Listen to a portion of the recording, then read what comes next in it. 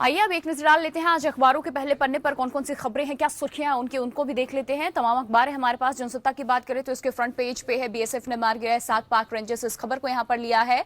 दूसरी बड़ी खबर है बर्ड फ्लू को लेकर के पड़ोसी राज्यों को सतर्क किया गया है और जिस तरीके से दिल्ली में बर्ड फ्लू का कहर देखा जा सकता है। इसके बाद तीसरी अगर बड़ी खबर की हम बात कर ले, दैनिक भास्कर के फ्रंट पेज पे भी बीएसएफ ने जवाबी हमले में 7 पाक रेंजर्स को मार गिरा है, इस खबर को यहां पर रखा गया है। भारत की कार्रवाई में एक आतंकी भी मारा गया और एक की घायल होने की भी सूचना मिली है। सर्जिकल स्ट्राइक के बाद पाक का 33वीं बार सीज फायर का उल्लंघन। हालांकि जो 7 पाक रेंजर्स मार गिराए गए हैं, पाकिस्तान नकारता रहा है कि ऐसा कुछ नहीं हुआ है। दूसरी बड़ी खबर इस पर बर्ड फ्लू की पुष्टि पर, यहां पर वायरस लोगों के लिए खतरनाक नहीं है, इस चीज को यहां पर रखा गया है क्योंकि जिस तरीके से बर्ड फ्लू ने दस्तक दिया उसके बाद लोगों में भी ये दहशत है, लोग भी खौफजदा हैं, तो इसको यहां पर, इस खबर को यहां पर खंडन किया गया है। और अगर हम बात करें तो 2,500 रुपए में 1 घंटे का हवाई सफर जनवरी से आप भर सकेंगे, यानी कि हवाई सफर आपके लिए अब थोड़ा और सस्ता हो गया। 1 घंटे की फ्लाइट का किराया 2,500 रुपए होगा। विमान की 50% सीटें उड़ान किराए के तहत रिजर्व होंगी, बाकी 50% सीटें बाजार आधारित मूल्य के अनुसार होंगी। तो ये कुछ टर्म्स एंड कंडीशंस हैं जिसके साथ इसको अप्लाई किया जाएगा। दैनिक जागरण की हम बात कर ले तो इसके फ्रंट पेज पे भी 7 पाकिस्तानी सैनिक मारे गए, इस खबर को यहां पर प्रमुखता के साथ रखा गया है, लिया है दैनिक जागरण ने। सीमा पर भीषण गोलीबारी का बीएसएफ ने दिया करारा जवाब, बार बार की चेतावनी के बाद भी सोते रहे बैंक, इस खबर को भी यहां पर लिया गया है। उत्तर प्रदेश से भी जुड़ी खबरों को यहां पर तरजीह दी गई है कि शिवपाल की बैठक में नहीं पहुंचे अखिलेश, लेकिन जिस तरीके से तल्खियां निकल करके सामने आई थी, शिवपाल सिंह यादव ने ये कह करके सब कुछ एकदम सुलटाने की कोशिश की है कि अगर सबको ऐसा लगता है कि जो हुआ वो गलत हुआ तो उसके लिए मैं अध्यक्ष पद छोड़ने के लिए तैयार हूं। बात पाकिस्तान की अगर हम कर ले तो पाकिस्तान के युद्ध विराम उल्लंघन की जवाबी कार्रवाई में बीएसएफ ने 7 पाकिस्तानी रेंजर्स को मार गिराया है। बीएसएफ की फायरिंग में एक आतंकवादी भी मारा गया है। जम्मू के हीरानगर सेक्टर में एक बार फिर पाकिस्तान ने युद्ध विराम का उल्लंघन किया। शुक्रवार सुबह 9:30 बजे पाकिस्तानी रेंजर्स ने स्नाइपर राइफल से फायरिंग शुरू कर दी। पाकिस्तान के इस गोलीबारी में बीएसएफ का एक जवान शहीद हुआ और घायल हुआ है और साथ ही साथ अगर हम बात करें सरकारी हॉस्पिटलों में भर्ती कराया गया उसको, और घायल जवान की हालत अब भी गंभीर बनी हुई है। इसके बाद बीएसएफ ने पाकिस्तानी हमले का माकूल जवाब दिया। आपको बता दें कि वही सेक्टर है जहां पर 19-20 अक्टूबर की रात को 5 से 6 आतंकियों ने घुसपैठ की कोशिश की थी, लेकिन बीएसएफ जवानों की चौकसी की वजह से उन्हें वापस लौट जाना पड़ा। बीएसएफ के आईजी डीके उपाध्याय ने कहा है कि शुरुआत उन्होंने की है और इसका जवाब उन्हें मिल गया उन्हीं की भाषा में, और दुस्साहस ना करे तो बेहतर होगा। हालांकि पाकिस्तानी सेना के प्रवक्ता ने कहा है कि भारत की तरफ से जो 7 रेंजर्स को मारने का दावा किया जा रहा है पूरी तरीके से गलत है। बीएसएफ की फायरिंग में बुधवार को भी एक आतंकी मारा गया था। बीएसएफ अंतर्राष्ट्रीय बॉर्डर पर हाई अलर्ट पर है ताकि किसी भी तरीके की घुसपैठ की कोशिश को नाकाम कर सके। वहीं सरहद पर जारी तनाव को देखते हुए जम्मू इलाके में पाकिस्तानी रेंजर्स के निशाने पर आने वाले कई सरहदी गांवों को खाली करा दिया गया है ताकि रिहायशी इलाकों में जान माल का नुकसान न हो। उधर आरएसपुरा सेक्टर में पाकिस्तान की ओर से सीज फायर का उल्लंघन बीती रात भी जारी रहा।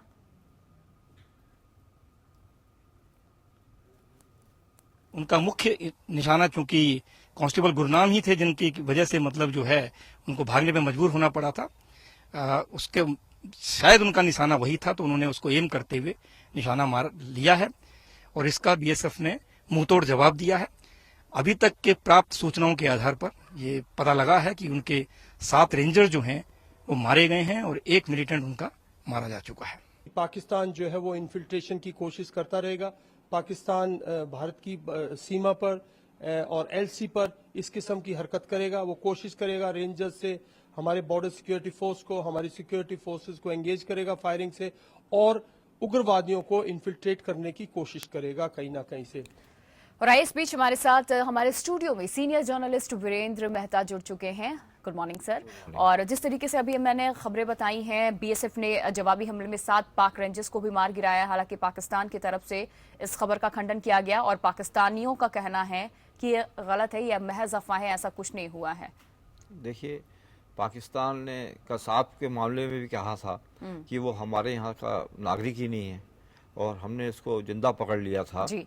और फिर अभी जम्मू कश्मीर में कुछ टेररिस्ट पकड़े भी हैं, जिंदा पकड़े हैं और वो उन्होंने वो कह दिया, डिसोन कर दिया कि हमारे तो ये इस नागरिक बात ही को नहीं। तवज्जो देनी चाहिए हमें। नहीं, अब नहीं। मैं तो सोचता हूँ कि इस बात को ज्यादा तवज्जो देने की जरूरत ही नहीं है। और ये सारी दुनिया को पता है कि पाकिस्तान जो हरकतें करता रहेगा और वो फिर उसको जायज तो ठहरा नहीं सकता। अगर वो क्लेम कर देगा कि हमारे बंदे हैं या, तो फिर तो प्रूव हो जाता है कि उसकी हरकतें हैं। अगर वो कह देगा कि हमारे जो है बीएसएफ के जवान मारे गए हैं, तो फिर वो इसका मतलब कि उन्होंने दिखा देगा कि भाई हमने किया था, अटैक किया था, उसका जवाबी कार्रवाई हुई। तो एक्सेप्ट तो कभी करेगा ही नहीं। अभी कुछ दिन पहले एक वीडियो भी सामने आया था जब घुसपैठ की कोशिश की जा रही थी, उस चीज को भी, उसको लेकर के तो कोई रिएक्शन ही नहीं है, उस पर कोई जवाब नहीं है, क्योंकि वो तो प्रूफ है कि हाँ सीमा पार से घुसपैठ की कोशिश की गई और हमारे जवान ने कैसे उनको टारगेट किया और मारा। तो ये पाकिस्तान का तो ये रवैया हमेशा ही रहेगा कि कोई भी जो है चोर अपनी चोरी को कभी आसानी से मानेगा नहीं। तो इसलिए जो है इस बात को, हाँ, इंटरनेशनल लेवल पे जो हमारी सरकार कर रही है वो ठीक है, उसको अलग थलग भी कर रही है और उसको अपने उसको आईना दिखाया जा रहा है कि भाई तुम्हारे यहाँ से आतंकवाद को जो है बढ़ावा दिया जा रहा है, तो वो घर है तुम्हारा आतंकवादियों का। तो ये चीजें जो हैं पाकिस्तान के जो निवासी हैं अब वो कहीं ना कहीं इस बात को जानते हैं, पाकिस्तान की सरकार को भी सवालों के घेरे में खड़े कर चुके हैं, लेकिन सरकार है कि इतनी बेशर्म हो चुकी है कि आतंकवाद को बढ़ावा दिए जा रही है, टेरर कैंप वहां पे लगाए जाते हैं, आए दिन भारत को किस तरीके से दहलाया जाए इसकी साजिश रची जाती है। देखिए, मैं ये बात तो मेरे को समझ आ रही है कि भाई हम भी सोचते हैं कि पाकिस्तान सरकार के ऊपर दबाव है, लेकिन जिस तरीके का दबाव होना चाहिए वो दबाव नहीं है।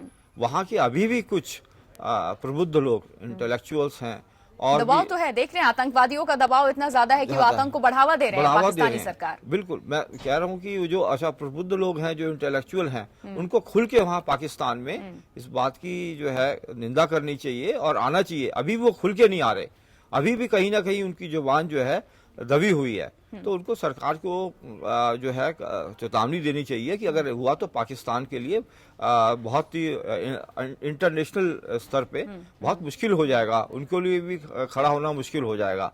तो उनको अपना भी देखना चाहिए, लोगों को सब पूरी तरीके से आतंकवाद को जो डिसोन करना चाहिए, वहां से बिल्कुल जो है उनके लिए भी खतरा है और वो भस्मासुर ना हो जाए उनके लिए। पाकिस्तान के पेशावर में भी देखने को मिला, हाँ, उनके खुद ही के घर में बच्चों को किस तरीके से मारा गया, बाचा खान यूनिवर्सिटी पे हमला हुआ था जब। बिल्कुल, और जब ऐसी घटनाएं होती हैं उस समय तो वहाँ के लोग जो है जरूर सामने आते हैं। और जब हिंदुस्तान में या कुछ ऐसी, जैसे उरी में हमारे यहाँ जवान मारे गए, तो वहाँ का कोई भी नागरिक खुल के नहीं बोला। मुझे बड़ी आश्चर्य की बात है कि यहाँ वहाँ उनके फिल्म कलाकार जो है यहाँ पर उछलते कूदते रहे और चुपचाप चले गए। उन्होंने किसी ने भी इनको वो नहीं कंडेम नहीं किया। कंडेम करना चाहिए था घटना को, और बल्कि हमारे यहाँ के भी सबको खड़े होकर कहना चाहिए था कि भाई हमने जो फिल्म कलाकार नहीं है उनको हम आइंदा से इस तरह की हरकतें नहीं करने देंगे, यहाँ पर आके कंडेम कराना चाहिए था। और बड़ी अजीब सी बात है कि ऐसी जब होंगी बातें तो नेचुरली है कि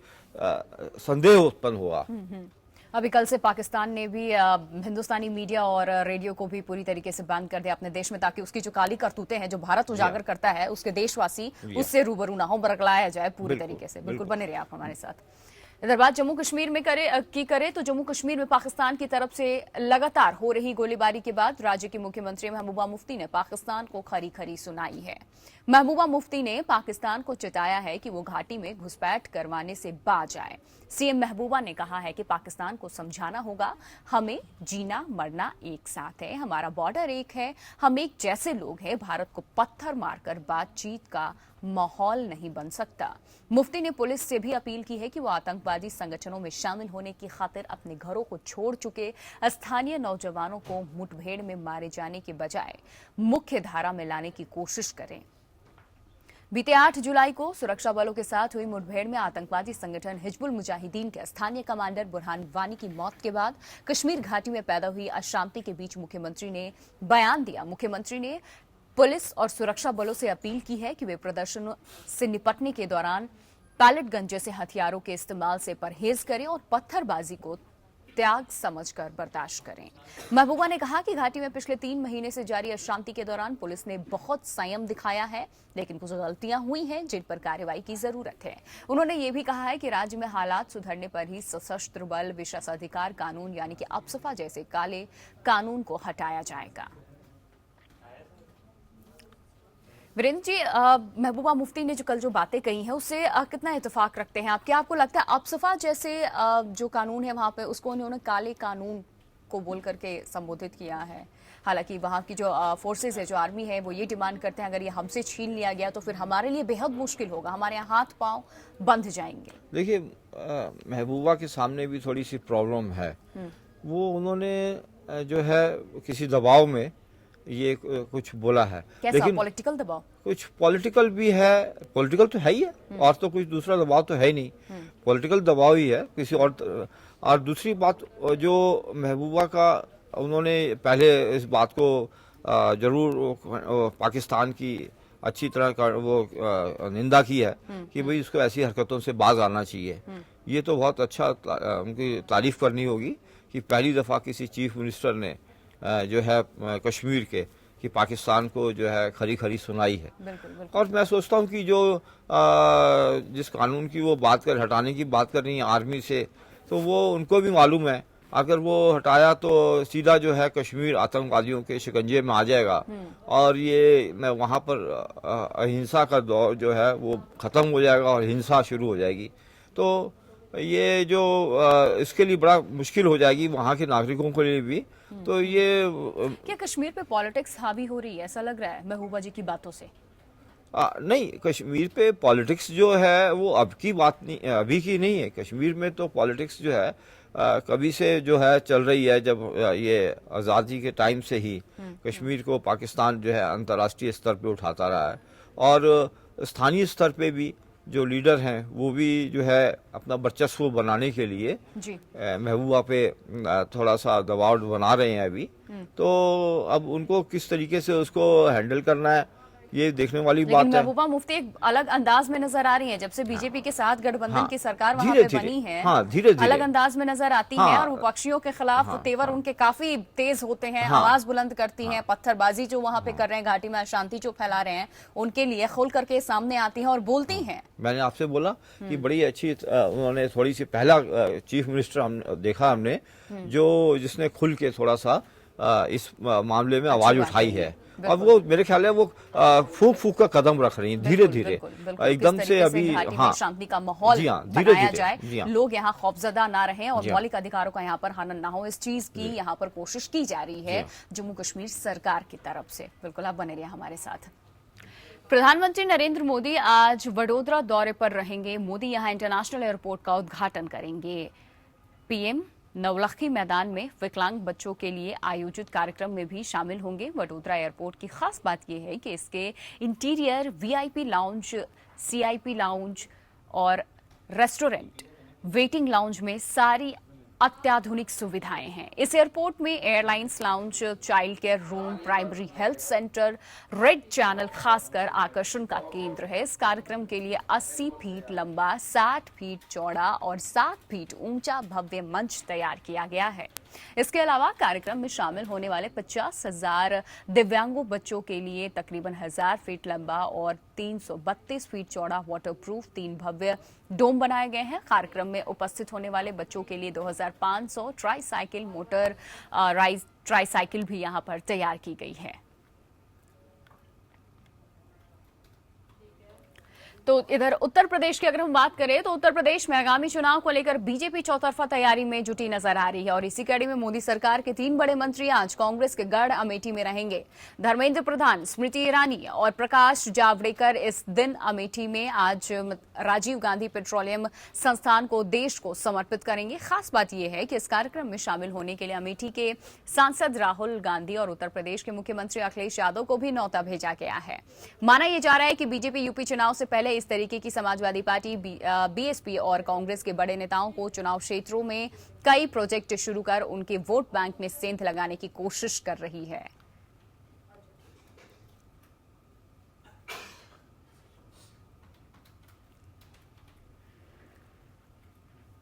और इस बीच हमारे साथ हमारे सहयोगी खुर्रम भी जुड़ चुके हैं लखनऊ से, लेकिन सबसे पहले हम रुख करेंगे विजेंद्र जी आपका। क्या वाकई ऐसा हो पाएगा और बीजेपी की यही मंशा है इसके पीछे चुनावी क्षेत्रों में कई प्रोजेक्ट शुरू करने को लेकर के कि जो विपक्ष पार्टियां हैं, विपक्षियां हैं, उनके वोट बैंक में सेंध लगाया जाए और सफलता मिल पाएगी? देखिए, समय का जो तकाजा है, अभी जो टाइमिंग्स है उसके हिसाब से तो ऐसा ही जो है आम मतदाता को तो यही लग रहा है। जिस तरीके से इनविटेशन भेजा है इन्होंने, लोग शामिल होंगे। अब ये इस पे अभी संदेह है, अगर वो क्रेडिट अगर वो बीजेपी को लेना चाहते हैं तो इनको पता चल जाएगा कि भाई अभी ये जो है अगर आते हैं तो, और वो चाहेंगे ही नहीं कि बीजेपी को मेरे ख्याल से तो क्रेडिट मिले इस मामले में। और थोड़ी सी लेकिन उनका निर्वाचन क्षेत्र है और एक का राज्य है, चीफ मिनिस्टर का तो राज्य का अपना उनका है, और राहुल गांधी का अपना क्षेत्र है, तो नेचुरली है इसमें थोड़ा सा उनको पार्टिसिपेशन तो करना चाहिए कि ये अबव द पार्टी लाइन से ऊपर जाके किसी तरीके से। और जो है अब वो राजनीति कहाँ तक वो इस बात को बीजेपी को क्रेडिट श्रेय देना चाहेंगे, ये देखने वाली बात है। आज का देखा जाएगा, बड़ा मौका होगा देखने वाला कि राहुल गांधी आते हैं कि नहीं आते हैं, और अखिलेश भी। चलिए इस पे ज्यादा जानकारी ले लेते हैं अपने सहयोगी खुर्रम से जो इस वक्त हमारे साथ लखनऊ से जुड़े हुए हैं। खुर्रम, यहाँ पर बातें भी हुई हैं और विजेंद्र जी ने भी बातों को सामने रखा है कि देखने वाली बात होगी इनविटेशन जब भेजे गए हैं, इस पर विपक्षी पार्टियां इसमें हिस्सा लेती हैं या नहीं। हालांकि क्रेडिट तो बिल्कुल नहीं देना चाहेगी। किस तरीके का माहौल देखने को मिल रहा है आपको अभी वहां पर उत्तर प्रदेश में? देखिए, चुनाव के वक्त आता है, जब चुनाव का वक्त आता है तो नेताओं का आना जाना शुरू हो जाता है उस प्रदेश में जहां पर चुनाव होता है। जहां तक न्योता देने की बात है मुख्यमंत्री अखिलेश यादव को और सांसद राहुल गांधी को, तो प्रोटोकॉल के तहत दिया गया। मुख्यमंत्री हैं अखिलेश यादव उत्तर प्रदेश के और अमेठी से लोकसभा सांसद है राहुल गांधी, तो यही वजह है कि उनको दिया गया है, न्योता भेजा गया है। लेकिन वो आते हैं कि नहीं आते, ये बात की बात है और उम्मीद कम ही की जाए, क्योंकि जिस तरीके से राजनीति चल रही है उस तरीके से आप उम्मीद बहुत कम कर सकते हैं कि वो लोग वहां पर होंगे। लेकिन दूसरी अहम बात कि अमेठी में 3 बड़े मंत्री मोदी सरकार के मौजूद हैं और वहां पर वो शिलान्यास करेंगे, तमाम तरीकों की जो विकास के काम है उसको अंजाम देंगे वहां पर। ये वो साफ करता है कि आप चाहे जो भी बात कर लीजिए, लेकिन अंत में विकास की राजनीति ही काम आती है। और आज जो ट्रेंड चल रहा है राजनीति में, वो धीमे धीमे विकास की तरफ मुड़ती जा रही है। तो जाहिर सी बात है, धर्मेंद्र प्रधान होंगे, स्मृति ईरानी होंगे, प्रकाश जावड़ेकर होंगे, तीनों बड़े मंत्री हैं मोदी सरकार के, और अगर वो अमेठी में हैं तो जाहिर सी बात है कि ना सिर्फ वो अपने मोदी सरकार के विकास के काम को आगे बढ़ा रहे हैं, बल्कि साथ में इस बात पे भी नजर है किस तरीके से वो हर कॉन्स्टिट्यूंसी पर भारतीय जनता पार्टी की पकड़ मजबूत हो, इस पर भी काम किया जा रहा है। अगर अमेठी की हम बात करें तो वो कांग्रेस का गढ़ माना जाता है, गांधी परिवार का गढ़ माना जाता है, लेकिन आश्चर्य की बात यह है कि अगर विधानसभा चुनाव आता है तो कांग्रेस की भूमिका बहुत, या यूं कह लीजिए, नगण्य हो जाती है। और यहाँ पर बिल्कुल साफ है कि जिस तरीके से उत्तर प्रदेश में मंत्रियों का, केंद्रीय मंत्रियों का आना जाना शुरू हुआ, वो साफ बताता है कि उत्तर प्रदेश में चुनाव का माहौल बहुत तेजी से अपने रंग में रंग रहा है। उत्तर प्रदेश ऐसी जगहों को बीजेपी टारगेट कर रही है, सेंधमारी की कोशिश कर रही है जो विपक्षियों का गढ़ माना जाता है। बिल्कुल, आप दोनों बने रहिए हमारे साथ। इधर समाजवादी परिवार का सियासी ड्रामा वैसे तो हर दिन नया मोड़ ले रहा है, लेकिन ताजा अपडेट के मुताबिक पार्टी नेताओं के कदम कलह को सुलझाने की ओर सुलझते नजर आ रहे हैं और सुलझाने की ओर बढ़ते दिखाई भी दे रहे हैं कदम उनके। शिवपाल यादव ने मुख्यमंत्री अखिलेश यादव से मुलाकात कर पहला कदम बढ़ाया है और माना यह जा रहा है कि सपा प्रमुख मुलायम सिंह यादव से चर्चा करने के बाद शिवपाल यादव ने गुरुवार को मुख्यमंत्री से मुलाकात कर 24 अक्टूबर को होने वाली बैठक में शामिल होने मुलायम का संदेश पहुंचाया है। पार्टी दफ्तर में शिवपाल यादव की बैठक में भले मुख्यमंत्री अखिलेश ने अपनी मौजूदगी दर्ज न करवाई हो, लेकिन आपसी नाराजगी के इस चक्रव्यूह को तोड़ मुलायम सिंह 3 नवंबर से निकलने वाली अखिलेश की विकास रथ यात्रा को हरी झंडी दिखा सकते हैं। इस यात्रा के रवाना होने के बाद कुछ समय निकालकर मुख्यमंत्री 5 नवंबर को पार्टी की 25वीं सालगिरह का कार्यक्रम में शिरकत भी कर सकते हैं। सुखबुगाहट पर मुहर लगा रहे हैं। हालांकि शिवपाल के वो बोल जिसमें शिवपाल ने ये तक कह दिया है कि अखिलेश कहे तो वो प्रदेश अध्यक्ष के पद से इस्तीफा देने को भी तैयार हैं। शिवपाल ने एक बार फिर दोहराया कि सपा के सत्ता में आने पर अखिलेश ही मुख्यमंत्री होंगे 2017 में।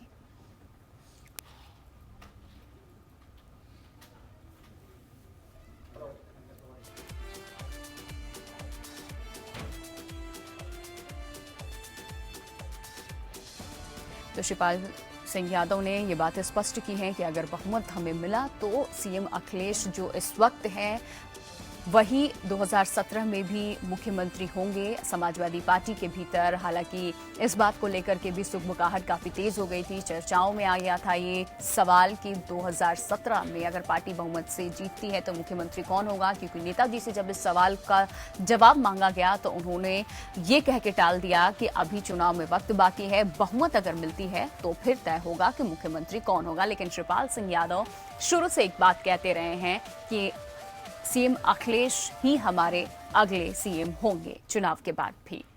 विजेंद्र जी, शिवपाल सिंह यादव ने तंज कसा है या वाकई इमोशनल डायलॉग था वो? वाकई उन्होंने दिल से कहा कि अगर सीएम अखिलेश चाहते हैं तो मैं ये पद छोड़ने को तैयार हूं, लेकिन पार्टी एकजुट होनी चाहिए, लोगों की सोच एक साथ होनी चाहिए। देखिए, अब इनको एहसास होने लगा है जब पानी सिर से गिरने लगा।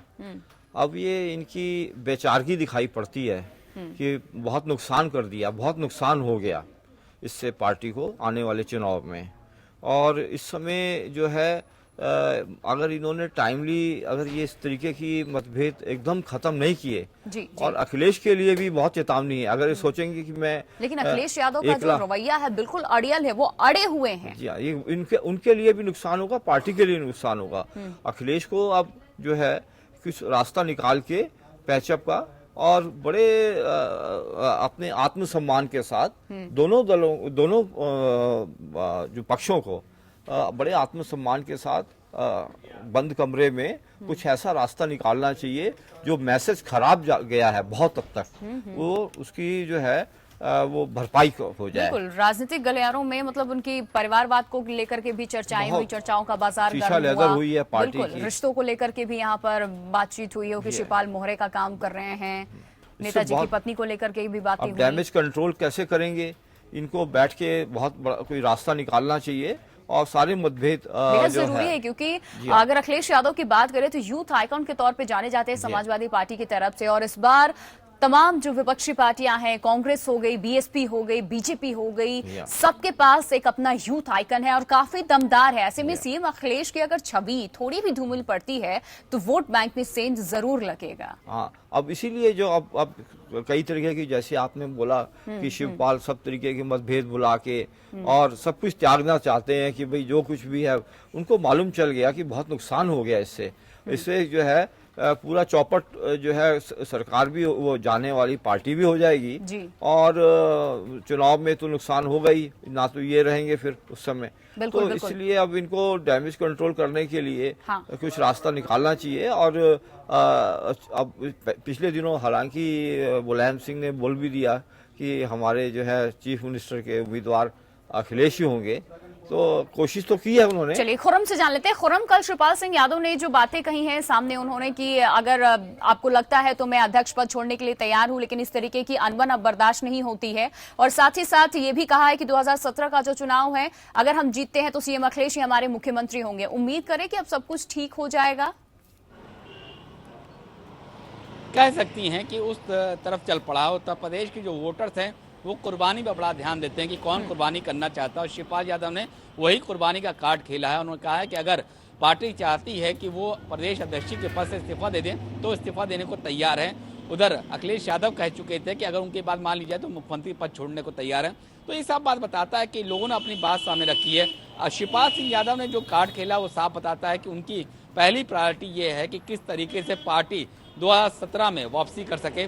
वहीं अखिलेश यादव अपने बातों पर अड़े हुए हैं। तो लेकिन सबको मालूम है, चाहे शिवपाल यादव हो, चाहे अखिलेश यादव हो, चाहे मुलायम सिंह यादव हो, सबको मालूम है कि अब वक्त है एका दिखाने का, ना कि एकला चलो पद्धति अपनाने का। लेकिन जिस तरीके का शिवपाल सिंह यादव ने जो बयान दिया है अब बैठक में, वो साफ बताता है कि अब वो वक्त दूर नहीं जब एक बार फिर पूरा परिवार एक साथ एक मंच पर दिखा दे सकता है। और यही वजह है कि जो 3 तारीख को यात्रा शुरू होने वाली है अखिलेश यादव की, मुख्यमंत्री अखिलेश यादव की, उसको हरी झंडी मुलायम सिंह यादव दिखाएं। और 5 तारीख को अखिलेश यादव यहाँ पर, जो कि एक बड़ा फेस है समाजवादी पार्टी का मौजूदा वक्त में, वो 5 तारीख को जब रजत जयंती समारोह हो तो पूरा समय दें वहाँ पर और अपने कैंपेन से वापस आकर समय दें। यानी कि ये बात तय किया जाए कि अब समाजवादी पार्टी में एका है, समाजवादी परिवार में एका है और विपक्षियों को अब इस बाबत राजनीति करने का या बयान देने का कोई भी मौका समाजवादी पार्टी या फिर समाजवादी परिवार नहीं देना चाहती। प्रिया। बिल्कुल बिल्कुल खुरम, बहुत बहुत शुक्रिया आपका तमाम खबरों पर हमें ज्यादा जानकारी देने के लिए। साथ ही साथ विजेंद्र जी आपका भी बहुत बहुत शुक्रिया इस चर्चा में शामिल होने के लिए।